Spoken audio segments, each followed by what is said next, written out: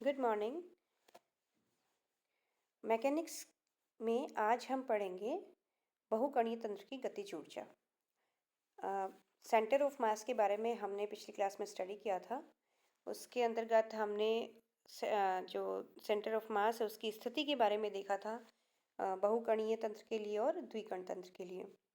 इसके बाद हमने द्रव्यमान केंद्र का वेग और त्वरण देखा था। तो आज हम उसी कड़ी में नेक्स्ट देख रहे हैं बहुकणीय तंत्र की गतिज ऊर्जा। तो हम एक ऐसा सिस्टम ले रहे हैं जिसमें दो से ज़्यादा पार्टिकल्स हैं और उसमें गतिज ऊर्जा, टोटल गतिज ऊर्जा कितनी होगी ये देखते हैं। तो देखिए, माना हमने किसी पिंड में n कण है, एक आर्बिट्रेरी पार्टिकल, उसका पॉइंट हमने ले लिया आइथ पार्टिकल की बात हम कर रहे हैं। इसका वेग vi है, ये हमने मान लिया। एक बहुकणीय तंत्र है जिसमें n पार्टिकल्स हैं और ith पार्टिकल का वेग vi है, तो उसकी काइनेटिक एनर्जी EKI, उसका मास mi लेते हैं तो उसकी काइनेटिक एनर्जी होगी हाफ mi vi²। इस पोजीशन वेक्टर्स जो हैं वो पहले की तरह ही, जो ith पार्टिकल उसका पोजीशन वेक्टर ri है, इसी तरह सेंटर ऑफ मास का पोजीशन वेक्टर rcm है और सेंटर ऑफ मास के सापेक्ष जो कण है उसका स्थिति सदिश कितना है, r नोट है, ri प्राइम है। ओके, ri प्राइम है, ठीक है। ri prime centre of mass के सापेक्ष कण i का पोजीशन वेक्टर है। तो देखिए इसमें चूंकि हम जानते हैं ri वेक्टर इक्विवेलेंट होता है ri प्राइम प्लस rcm के, इसलिए जो डी इसका हम डिफ्रेंशिएशन कर दें टी के रिस्पेक्ट में, D R I upon D T equals to D R I prime upon D T plus D R C M और डी टी। तो ये वी आई आ गया ith कण का वेग मूल बिंदु के सापेक्ष, वी आई प्राइम जो वेग है ith पार्टिकल का वो है द्रव्यमान केंद्र के सापेक्ष, और वी सी एम है द्रव्यमान केंद्र का वेग मूल बिंदु के सापेक्ष, ठीक है। ई के आई को हम लिख सकते हैं half M I we I dot V I vector dot product V I vector. तो यहाँ पर हम वी आई की वैल्यूज पुट कर देंगे दोनों जगह, वी आई प्राइम प्लस वी सी एम। हमने इसको डॉट प्रोडक्ट किया है v I prime square plus 2 v I dot we C m, क्योंकि डॉट प्रोडक्ट में ऑर्डर को हम चेंज कर सकते हैं, plus v C M square. E k i अगर हम मैग्नीट्यूड निकाल रहे हैं, E k i equals to half M I we I prime square plus m i, multiply कर दिया हमने हाफ एम आई को अंदर, तो ये हो गया M I we I prime dot we C M plus half M I V C M square. अब सभी कणों के लिए अगर हम इसे अप्लाई कर दें, ये तो हो गया ith कण के लिए गतिज ऊर्जा। अगर पूरे सिस्टम के लिए हम इसे अप्लाई कर दें तो होगा E k equals to summation I equals to 1 to n E k i, that is equivalent to summation I equals to 1 to n। E k i को हम यहाँ ब्रैकेट में रख देंगे।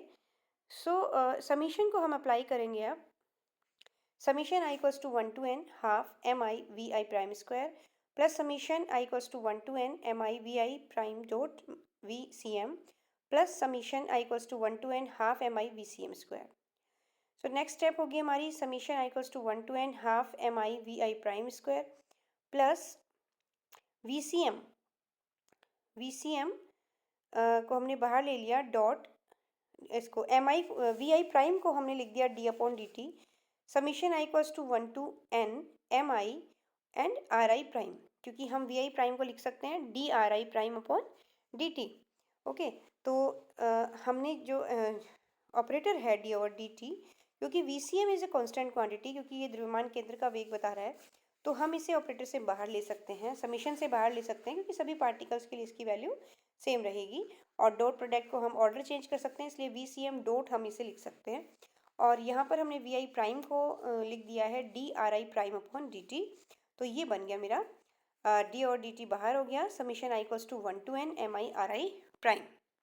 ओके, देन नेक्स्ट में हमने लिखा है half v C M square capital M. अगर वी सी एम स्क्वायर को हम बाहर ले सकते हैं तो जो और half is a constant, half भी बाहर आ जाएगा, तो summation I equals to 1 to n particles m i पे जब लगेगा, सभी पार्टिकल्स का मास ऐड होगा तो वो बनेगा सिस्टम का टोटल मास। तो ये हम लिख सकते हैं capital M.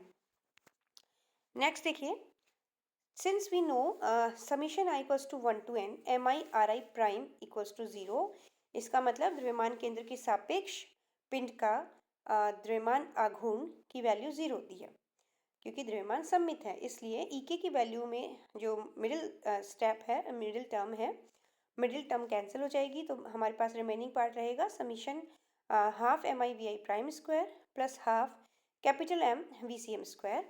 So E k equals to हो गया ई के प्राइम प्लस ई के सी एम। ई के प्राइम द्रव्यमान केंद्र के सापेक्ष सभी कणों का, कण तंत्र के सभी कणों के वेग के कारण कुल गतिज ऊर्जा है। अगर हम कण के सभी कणों के वेग की बात कर रहे हैं तो उस वेग की वजह से जो काइनेटिक एनर्जी है टोटल सभी पार्टिकल्स की काइनेटिक एनर्जी, वो हमें दे रहा है ई के प्राइम। ये किसके सापेक्ष है? लेकिन द्रव्यमान केंद्र के सापेक्ष है। और ई के जो है वो है मूल बिंदु के सापेक्ष पूरे सिस्टम की काइनेटिक एनर्जी। तो एक तो हम बात करें मूल बिंदु के सापेक्ष, जो जिसमें प्राइम नहीं है, जो सिंपल फॉर्म में लेटर लिखा हुआ है, वो होता है मूल बिंदु के सापेक्ष। और जो प्राइम वाला, जो डैश जिसे हम प्राइम कहते हैं, प्राइम वाला जो भी लेटर लिखा हुआ है वो होता है द्रव्यमान केंद्र के सापेक्ष। जिस भी वेरिएबल की हम बात कर रहे हैं, चाहे वो वेलोसिटी हो, चाहे वो पोजीशन वेक्टर हो, या फिर त्वरण हो, या फिर काइनेटिक एनर्जी हो। तो ये हमें बहुत अच्छे से समझना है कि प्राइम वाला जो भी फैक्टर यहाँ पर है वो द्रव्यमान केंद्र के सापेक्ष मेजर किया गया है।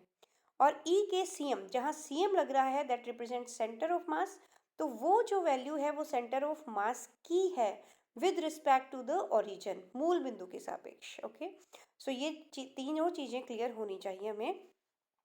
ओके, और ई के सी एम कण तंत्र के द्रव्यमान केंद्र की स्थानांतरण गतिज ऊर्जा है। तो सिस्टम की बहुकणीय तंत्र की जो गतिज ऊर्जा हमने यहाँ ऑब्टेन करी है, that is equivalent to the गतिज ऊर्जा जो कि द्रव्यमान केंद्र की है, प्लस एक तो द्रव्यमान केंद्र की गतिज ऊर्जा और दूसरी गतिज ऊर्जा क्या हो गई, द्रव्यमान केंद्र के सापेक्ष सभी कणों की गतिज ऊर्जा का योग। तो ये टोटल गतिज ऊर्जा का फॉर्मूला होगा। नेक्स्ट है द्विकण तंत्र तथा समानी द्रव्यमान। अब देखिए, हम बात कर रहे हैं कि हमारे पास केवल दो पिंड से मिलकर या दो कणों से मिलकर बना हुआ सिस्टम है जिसकी हमें स्टडी करनी है। तो समानी द्रव्यमान क्या होता है? हमने माना m1 और m2 दो द्रव्यमान हैं, दो पार्टिकल्स हैं जिनके द्रव्यमान m1 और m2 है। इनके पोजीशन वेक्टर r1 और r2 है। ठीक है, अब देखिए m1 के सापेक्ष m2 का जो पोजीशन वेक्टर है वो r12 है, और एक दूसरे के ऊपर ये फोर्स लगा रहे हैं। m1 की वजह से लगने वाला, m1 की वजह से m2 के ऊपर लगने वाला बल F12 है, और m2 की वजह से m2 पर लगने वाला फोर्स m21 है। ओके, सो F21 अगर हम लिखते हैं, F21 कितना होगा? F21 होगा m1, क्योंकि m1 के ऊपर लग रहा है, हम फोर्स जिस पिंड के ऊपर लगता है उस पिंड का मास लिखेंगे, तो m1 पर लग रहा है तो m1 d2 r1 over dt square, और उसका पोजीशन वेक्टर क्या है उस पिंड का, वो लिखेंगे तो वो r1 है, so d2 r1 upon dt square. So d2 r1 upon dt square की वैल्यू हो गई F21 अपॉन m1। इसी तरह से F12 equals to m2 d2 r2 upon dt square. So d2 r2 d upon dt square की value हो गई F12 over m2। तो देखिए हम ये क्यों ये आप मैथमेटिकल फॉर्मुलेशन कर रहे हैं इस चीज़ का, ये अभी हम देखेंगे, समझेंगे। देखिए R12 है पिंड, जो फर्स्ट पिंड है, फर्स्ट ये m1 द्रव्यमान वाला पिंड है, उसके सापेक्ष पिंड सेकंड का position vector that is equivalent to r2 minus r1 vector triangle law से।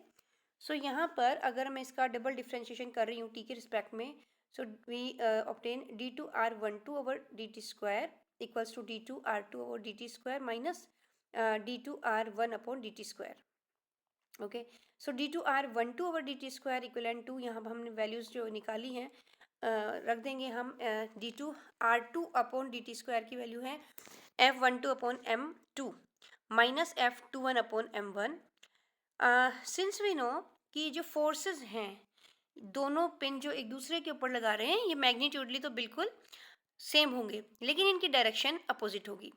मतलब अगर एक पिन, अगर ये दोनों पिन एक दूसरे को अट्रैक्ट कर रहे हैं तो इनका जो अट्रैक्शन फोर्स होगा उसकी डायरेक्शन अलग होगी, और अगर रिपेल कर रहे हैं तो भी विपरीत होगी। तो दोनों की जो डायरेक्शंस होंगी वो एक दूसरे से विपरीत होंगी, लेकिन परिमाण में समान होंगे। तो यहाँ पर हम F21 फोर्स की जगह रख देंगे -F12, तो बीच में साइन प्लस का हो जाएगा, F12 कॉमन आ गया, then we get M1 plus M2 upon M1 M2। अब हम सभी जानते हैं कि त्वरण जो होता है that is equal to MA d2R12 upon dt square जो है वो क्या है, त्वरण है पिंड 1 के सापेक्ष पिंड 2 का, ठीक है। और त्वरण जो होता है वो होता है फोर्स इनटू मास। सो यहाँ पर ये जो ब्रैकेट वाली क्वांटिटी है, क्योंकि फोर्स तो F12 आ रहा है, 1 की वजह से 2 पर लगने वाला फोर्स आ रहा है, लेकिन ये जो ब्रैकेट वाली क्वांटिटी है ये क्या हो गया, ये हो गया टोटल मास इस सिस्टम का, मतलब कि मास को व्यक्त कर रहा है। तो यहाँ पर हमने इसको म्यू लिख दिया है। म्यू जो है reduced mass of the two particle system. तो देखिए हमने क्या किया, हमने ये किया कि ओरिजिन के रिस्पेक्ट में हम इसको स्टडी नहीं करके किसी इन दोनों में से किसी एक पिंड के सापेक्ष हम इस मोशन को स्टडी कर सकते हैं। तो यहाँ पर हमने जो सिस्टम नंबर 1 है या पिंड है पहला जिसका द्रव्यमान M1 है, इसके सापेक्ष पिंड सेकंड की त्वरण देखा है, उसकी वजह से लगने वाला बल देखा है। तो इसका मतलब उसके सापेक्ष देखा गया इस पूरे सिस्टम का मास है ये। पिंड 1 के सापेक्ष देखा गया पूरे सिस्टम का मास कितना है, M1 plus M2 M1 M2 upon M1 plus M2। Okay, F equals to MU होता है। ओके, सो जो ये ब्रैकेट वाली क्वांटिटी है M1 M2 upon M1 plus M2, इसकी वैल्यू हमेशा M1 और M2 से कम आती है। तो इसलिए हम इसे रिड्यूस्ड मास कहते हैं कि जब आप जब हम आकाशीय पिंडों की स्टडीज़ करते हैं, जब हम बहुत बड़े जो कि जिनका मास इतना ज़्यादा होता है कि आप उनकी कैलकुलेशंस करेंगे तो बहुत वक्त लगेगा और वो बहुत कॉम्प्लिकेशंस हो जाती हैं, कॉम्प्लिकेटेड स्टडीज़ हो जाती हैं। तो उनको रिड्यूस करने के लिए वहाँ पर हम इसका यूज़ करते हैं, रिड्यूस्ड मास का यूज़ करते हैं। तो जब भी आकाशीय पिंडों के गतियों का अध्ययन करते हैं तो वहाँ पर हम रिड्यूस्ड मास का यूज़ करते हैं। So this is a important term in aeronautical science. Okay, so two particle system problem को वन पार्टिकल प्रॉब्लम में ये चेंज कर देती है, क्योंकि एक पार्टिकल को तो हमने सापेक्ष वो रेफरेंस मान लिया है यहाँ पर, इसलिए टू पार्टिकल सिस्टम को वन पार्टिकल प्रॉब्लम में रिड्यूस करने के लिए काम आती है। ओके, सो अब देखिए इसके कुछ केसेस कि if M1 is very very less than from M2, अगर पहला पिंड जो है M1 जिसका द्रव्यमान है वो बहुत ही कम हो M2 से, तो म्यू की वैल्यू क्या होगी, देखिए M1 M2 अपॉन, हमने नीचे M2 कॉमन ले लिया यहाँ पर, तो 1 प्लस M1 अपॉन M2, और M1 की वैल्यू बहुत कम है तो M1 अपॉन M2 को हम नेग्लेक्ट कर देंगे और M2 से M2 कैंसिल हो जाएगा, तो हमारे पास केवल M1 बचेगा। तो अगर किसी पिंड का मास दूसरे पिंड की तुलना में बहुत ही कम है, तो ओवरऑल पिंड का मास हम क्या लेंगे, जिसका मास कम है उसकी वैल्यू हम ओवरऑल पिंड के मास में लिख देंगे। तो म्यू की वैल्यू जो बता रहा है वो म्यू क्या बता रहा है हमें, दोनों पिंडों से मिलकर जो सिस्टम बना है मेरा बड़ा सिस्टम, उसके मास की वैल्यू बता रहा है, और उसके मास की वैल्यू जो छोटा पिंड है उसके बराबर हो जाएगी, तो M1 के बराबर होगी, क्योंकि M1 छोटा है, M1 का मास कम है, और म्यू की वैल्यू किसके बराबर आ रही है, M1 के बराबर आ रही है। सेकेंड केस है इफ़ M1 और M2 इक्वल हैं और उनको हमने M मान लिया, तो म्यू की वैल्यू क्या आ जाएगी, M/2। तो अगर दोनों पिंडों का मास बराबर होता है, वहाँ पर मास के हाफ के बराबर रिड्यूस मास की वैल्यू होती है। ठीक है, तो ये रिड्यूस मास की बात हमने करी है।